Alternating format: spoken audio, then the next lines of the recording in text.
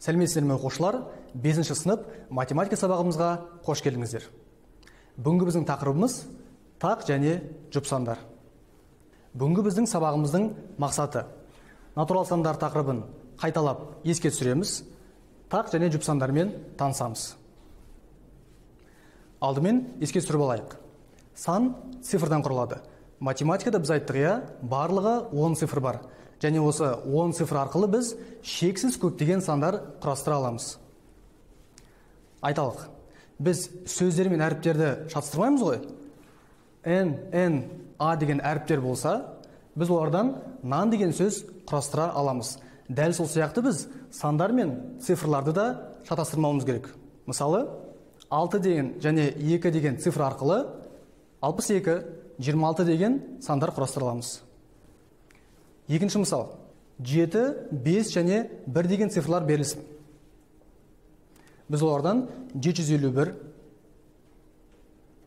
715, 517, 571, 175 және 157 деген сандар құрастыра аламыз. Демек біз 3 цифрдан барлығы 6, 3 таңбалы сан құрастыра алдық. Ал енді натурал сан дегеніміз не еді? Еске түсірейік. Натурал сан дегеніміз өмірдегі кез келген заттарды санауға қолданылатын сандар. 1, 2, 3, 4, 5 деп шексіздікке дейін кете береміз. Сонда ең кішкентай натурал сан ол 1 екен. Ал ең үлкен натурал сан жоқ. Себебі біз айттық қой, ол шексіздікке дейін кете береді деп.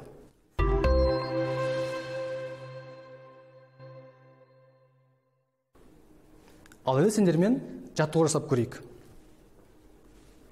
Келесі сандарды натурал сан ба әлде натурал сан емес па талдап көреміз. 1231. Әрине бұл натурал сан. Себебі біз оны санаққа қолдана аламыз. Мысалы, 1231 сыпырғыш. 503.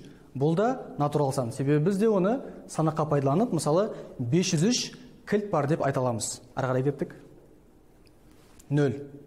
0 натурал санға жатпайды деп айттық. Себебі табиғатта 0 бал мұздақ немесе 0 алма деген түсінік жоқ. Сондықтан әрине 0 натурал санға жатпайды. А. Әрине бұл сендерді тексеру үшін А деген тіпті санды емес, ол әріп. Сондықтан әрине натурал санға жатпайды. 68 натурал сан. Мысалы, 68 қайшы. Сол сияқты 125-те натурал сан. Мысалы, 125 портфель. Ал енді тақ және жұп сандармен танысайық. Егер бізге берілген сан тақ цифрге аяқталса, онда ол тақ сан деп аталады. Ал егер бізге берілген сан жұп цифрмен аяқталса, оны жұп сан деп атаймыз. Ал тақ және жұп цифрлар деген ол қайсылар? Қарайық. Тақ цифрлар дегеніміз 1, 3, 5, 7 және 9. Ал қалған цифрлар, яғни 0, 2, 4, 6, 8 деген жұп цифрлар. Қазір олармен жақынырақ танысамыз. Сонымен нақты ережесін айтайық. Егер сан 2-ге бөлінсе, онда ол сан жұп сан деп аталады. Ал егер санымыз 2-ге бөлінгісі келмесе, яғни 2-ге бөлінбесе, онда оны тақ сан деп атайды екенбіз. Ал енді сендермен жаттығу орындап көрейік. Еш уайымдама, мен саған өзім көмектесем. Экранда бізге әртүрлі сандар шығады.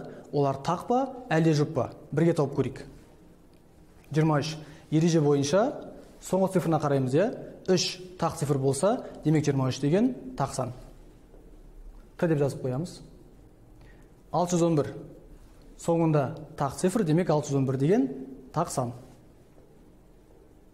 0. Біз айттық, 0 деген жұп болады. 3214.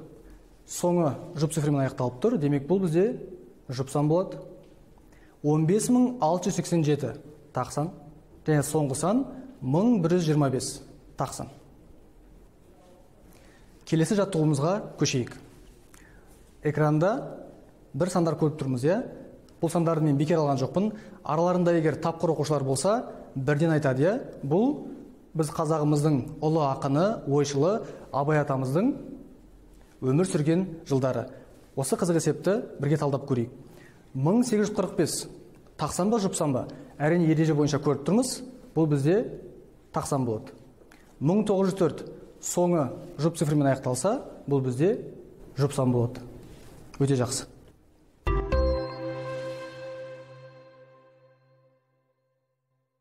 Келесі тапсырмаға назар аударайық. Бірінші пәтерден 8-ші пәтерге дейін барлығын қоса алғанда қанша пәтер бар? Тауып көрейік. Оңай болу үшін мен сендерге барлық пәтерлерді бірден жазып қойдым. 1-ден 8-ге дейін. Бұл жерде 1-ден 8 пәтер бар деп айту оңайы, бірақ егер бізге бұдан да үлкен сандар кездессе, қалай шығарамыз? Біз 2 қадам орындаймыз. Бірінші қадам соңғы саннан бастапқы санды азайтамыз, одан кейін мәніне 1-ді қосамыз. 1-ді қосамыз не үшін? Себебі, егер біз соңғы саннан бастапқы санды азайтсақ, мына бірінші пәтер жауапқа кірмей қалады. Сондықтан соңында оны қайттан қосып беру керек. Сонда 8-ден азайтамыз 1-ді 7. Сосын жаңа айтқандай, соңында 1-ді қосамыз 8. Жауап шықты. Барлығы 8 пәтер. Келесі тапсырма шамалы күрделірек. 23-ші пәтерден 109-ші пәтерге дейін барлығын қоса алғанда қанша пәтер бар? Дәл жаңағы қадамдарды қолданамыз. Бірінші қадам соңғысынан бастапқы санды аламыз. Екінші қадам плюс 1-ді қосамыз. Міне, 109-дан азайтамыз 23-ті 86. Екінші қадам 1-ді қосамыз 87. Жауабы барлығы 87 пәтер бар. Осымен балалар, бүгінгі сабағымыз аяқталды. Сендерге өте пайдалы, қызықты болды деп үміттенемін. Келесі сабақта кездескенше.